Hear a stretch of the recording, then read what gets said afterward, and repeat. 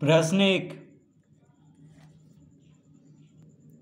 रिक्त स्थानों की पूर्ति करें। तो प्रश्न पहला का पहला है -10,728 -10,728 जोड़ खाली स्थान है बराबर 237 जोड़ -10,728। तो ये है प्रश्न। अब यहाँ पे तो -10,728 में क्या जोड़ा जाए कि 237 जोड़ -10,728 के बराबर हो जाए। तो देखिए -10,728 यहाँ भी है, बराबर के बायां तरफ भी और बराबर के दायां तरफ भी -10,728 है। तो 237 से बराबर के दायां तरफ देखिए इधर, तो 237 को इधर भी लिख देंगे तो दोनों तरफ बराबर हो जाएगा, यानी यहाँ पे हम लिख देंगे 237। अब देखिए दोनों तरफ बराबर हो गया, क्योंकि -10,728 को 237 के साथ जोड़ देंगे तो 237 जोड़ -10,728 बराबर हो जाएगा। ठीक है, बराबर के दायां तरफ और बराबर के बायां तरफ दोनों तरफ क्या हो गया बराबर, तो बस यहाँ पे 237 भर देंगे। दूसरा में है 5,012 जोड़ 613 बराबर 613 जोड़ खाली स्थान है यहाँ पे, तो 5,012 और 613 को जोड़ा गया है यहाँ पे, तो किसके बराबर होगा? 613 जोड़ 5,012 के बराबर, क्योंकि 5,012 और जोड़ 613 लिखें या 613 जोड़ 5,012 लिखें, उत्तर तो दोनों का एक ही आएगा।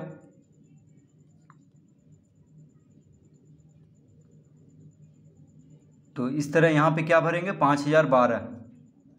तीसरा -4,685 जोड़ 12,345 बराबर 12,345 जोड़, अब यहाँ पे -4,685 को 12,345 के साथ जोड़ा गया है, तो किसके बराबर होगा? 12,345 जोड़ -4,685। तो यहाँ पे हम क्या भर देंगे? -4,685। दोनों तरफ बराबर होना चाहिए, बराबर के बायां तरफ भी और बराबर के दायां तरफ भी। तो -4,685 जोड़ 12,345 किसके बराबर होगा? तो 12,345 जोड़ -4,685 के। तो यहाँ पे क्या भरेंगे? -4,685। चौथा में -15 प्लस 13 प्लस 18 बराबर -15 प्लस 13 जोड़, अब यहाँ पे -15 को 13 जोड़ 18 के साथ जोड़ा गया। देखिए ये तीनों जोड़ में, बस यहाँ पे क्या किया गया? 13 और 18 को कोष्ठक के अंदर किया गया है, और यहाँ पे -15 और 13 को कोष्ठक के अंदर किया गया है। तो देखिए -15 जोड़ 13 जोड़ 18, यहाँ पे -15 जोड़ 13, 18 नहीं है तो यहाँ पे 18 लिख लेंगे, क्योंकि दोनों तरफ बराबर होना चाहिए तभी बराबर होगा। तो यहाँ पे 13 और 18 को कोष्ठक के अंदर किया गया है, और यहाँ -15 और 13 को कोष्ठक के अंदर किया गया है। तो 13 और 18 को जोड़ करके फिर -15 के साथ जोड़ना है। यहाँ पे -15 और 13 को जोड़ करके फिर 18 के साथ जोड़ना है, कोई फ़र्क नहीं पड़ेगा। तो पहले ये दोनों को जोड़ करके फिर इसके साथ जोड़ें, या ये दोनों को जोड़ करके फिर इसके साथ जोड़ें, कोई फ़र्क नहीं पड़ेगा, क्योंकि उत्तर दोनों का एक ही आएगा। पाँचवा है 56 जोड़ -17। 56 जोड़ -17 जोड़ -18 बराबर खाली स्थान जोड़ -17 जोड़ -18। यह है प्रश्न। तो 56 को किसके साथ जोड़ा गया है? -17 और -18 के साथ। तो किसके बराबर हो जाएगा? तो यहाँ पे देखिए 56 है, यहाँ -17 है, -18 है, यहाँ पे -18 है, -17 है, 56 नहीं है, तो 56 भर देंगे। अब बराबर हो गया दोनों तरफ। तो यहाँ पे -17 और -18 को पहले जोड़ा जाएगा क्योंकि कोष्ठक के अंदर है, फिर 56 के साथ जोड़ा जाएगा। यहाँ पे 56 और -17 को एक पहले जोड़ना है क्योंकि कोष्ठक के अंदर है दोनों, और फिर -18 के साथ जोड़ेंगे, कोई फ़र्क नहीं पड़ेगा क्योंकि उत्तर दोनों का बराबर ही आएगा। ठीक है, तो ये इसको क्या कहते हैं? गुना का साहचर्य नियम। देखिए इसको क्या कहते हैं? गुना का साहचर्य नियम, यानी ये दोनों को जोड़ करके इसके साथ जोड़ें, या ये दोनों को जोड़ करके इसके साथ जोड़ें, बात एक ही है क्योंकि उत्तर दोनों का बराबर ही आएगा। तो ये हो गया गुना का साहचर्य नियम, इसको कहते हैं। और इसको क्या कहते हैं? गुना का क्रम विनिमय नियम। क्रम को बस बदला गया, देखिए ये पहले था तो यहाँ पे बाद में किया गया, लेकिन उत्तर बराबर ही आएगा।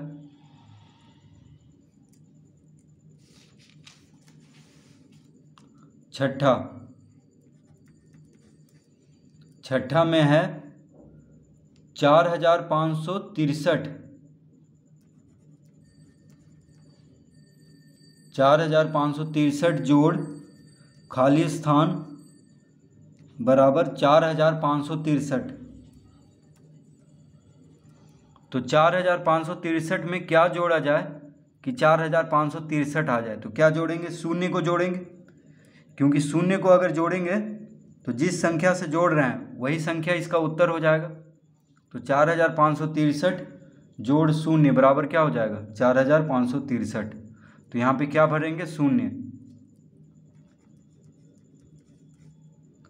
सातवां प्रश्न क्या है? -9583। -9583 जोड़ शून्य बराबर क्या होगा? तो -9583 को शून्य के साथ जोड़ने पे क्या आ जाएगा? -9583। तो शून्य को जिसके साथ जोड़ेंगे वही संख्या इसका उत्तर हो जाएगा। आठवां -739 जोड़ खाली स्थान बराबर शून्य।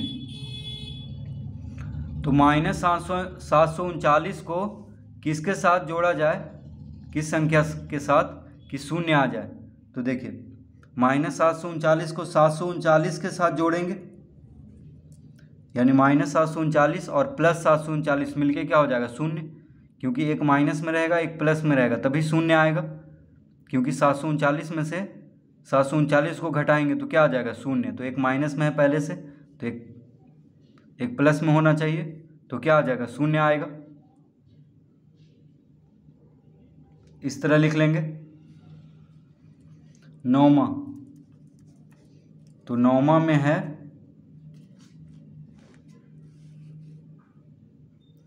2 पूर्णांकों का योग,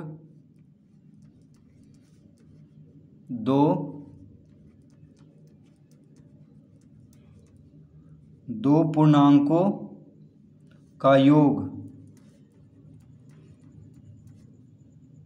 सदैव एक तो दो पूर्णांकों का योग सदैव एक, फिर खाली स्थान है, होता है।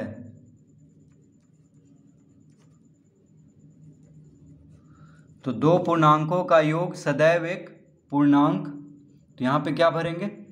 पूर्णांक, क्योंकि दो पूर्णांकों का योग सदैव एक पूर्णांक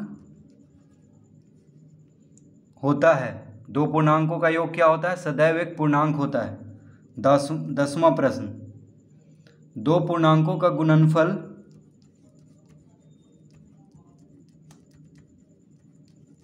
दो पूर्णांकों का गुणनफल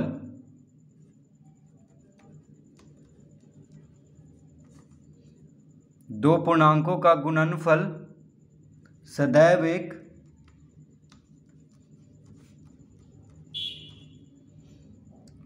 एक खाली स्थान है यहाँ पे, होता है।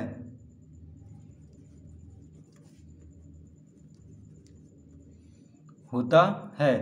तो दो पूर्णांकों का गुणनफल सदैव एक क्या होता है? पूर्णांक। तो यहाँ पे हम क्या भर देंगे? पूर्णांक। तो दो पूर्णांकों का योग सदैव एक पूर्णांक होता है और दो पूर्णांकों का गुणनफल भी सदैव एक पूर्णांक होता है। ठीक है, तो यहाँ पे भी पूर्णांक भरेंगे और यहाँ भी पूर्णांक भरेंगे।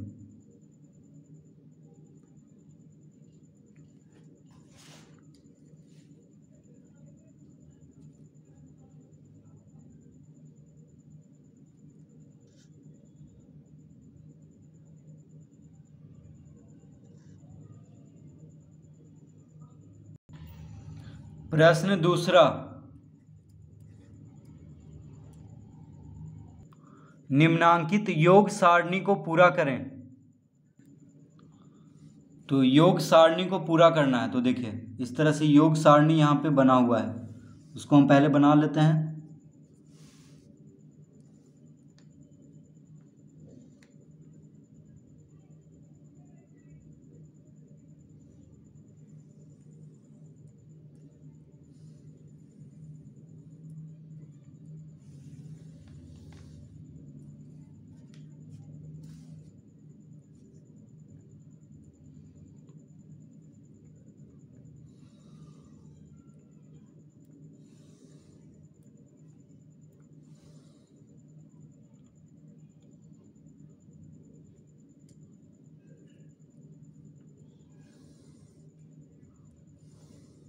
इस तरह से योग सारणी बनाएंगे हम। तो यहाँ पे प्लस का चिन्ह है, यहाँ पे -2 है, यहाँ पे -1 है, यहाँ पे 0 है, यहाँ पे 1 है, यहाँ पे 2 है। उसके बाद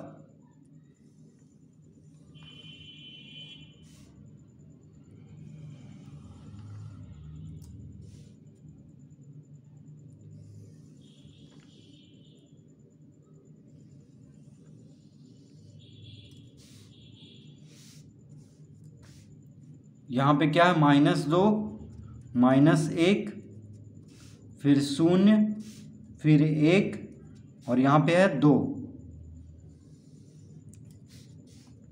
अब इसको मिला देंगे।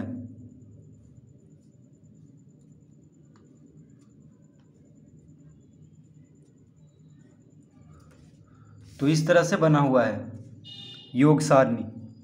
अब इसको पूरा करना है। तो देखिए योग सारणी मतलब योग करना है, जोड़ना है। तो -2 और -2 क्या हो जाएगा? देखिए यहाँ प्लस का चिन्ह है, यानी ये दोनों को जोड़ेंगे तो 2 2 4। योग सारणी है यानी योग करना है, तो 2 2 हो जाएगा 4 और दोनों माइनस में, ये भी माइनस में, ये भी माइनस में, तो यहाँ माइनस का चिन्ह देंगे तो -4 हो जाएगा। क्योंकि दोनों माइनस में है तो जोड़ेंगे और चिन्ह रहेगा माइनस का, तो -2 जोड़ -2 क्या हो जाएगा? -4। अब -2 जोड़ -1, दोनों माइनस में है तो जोड़ेंगे तो -2 और -1 क्या हो जाएगा? -3। देखिए 2 1 3, तो दोनों माइनस में रहेगा तो जुट जाएगा, लेकिन चिन्ह रहेगा माइनस का। फिर -2 और 0 को जोड़ेंगे तो क्या हो जाएगा? -2। तो -2 और 0 को जोड़ने पे -2 आएगा। फिर -2 और 1 को जोड़ेंगे तो क्या आ जाएगा?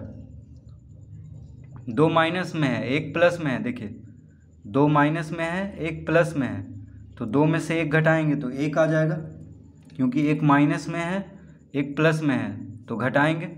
2 में से 1 गया 1, लेकिन बड़ा संख्या देखिए 1 से बड़ा 2 है और बड़ा संख्या माइनस में है, तो यहाँ पे माइनस का चिन्ह देंगे। उसके बाद -2 और ये 2 प्लस 2, तो एक प्लस में 2 है, एक माइनस में 2 है, तो 2 में से 2 घटाएंगे क्योंकि माइनस में है, तो 0 आ जाएगा, तो यहाँ पे 0 भर देंगे इस तरह से। अब यहाँ -1 -2, देखिए दोनों माइनस में है, -1 -2 जो जोड़ेंगे 2 1 3, यानी -3 हो जाएगा। जोड़ेंगे और चिन्ह रहेगा माइनस का, तो -1 और -2 क्या हो जाएगा, -3। अब -1 और -1 दोनों माइनस में है, देखिए माइनस माइनस दोनों माइनस में है, तो जोड़ेंगे यानी -2 आएगा, 1 1 2 और चिन्ह देंगे माइनस का, तो -2 हो जाएगा। अब -1 और 0 को जोड़ेंगे तो कितना आएगा, तो -1 और 0 हो जाएगा -1। फिर -1 और +1, देखिए 1 माइनस में है, 1 प्लस में है, तो 0 आ जाएगा, क्योंकि 1 में से 1 घटाएंगे तो क्या आएगा, 0। फिर -1 और 2 प्लस में है, देखिए 2 प्लस में है, 1 माइनस में है, तो 2 में से 1 घटा देंगे, क्योंकि 1 माइनस में है, तो 2 में से 1 घटा देंगे तो 1 आ जाएगा, यहाँ पे 1 भर देंगे, इस तरह लिख लेंगे।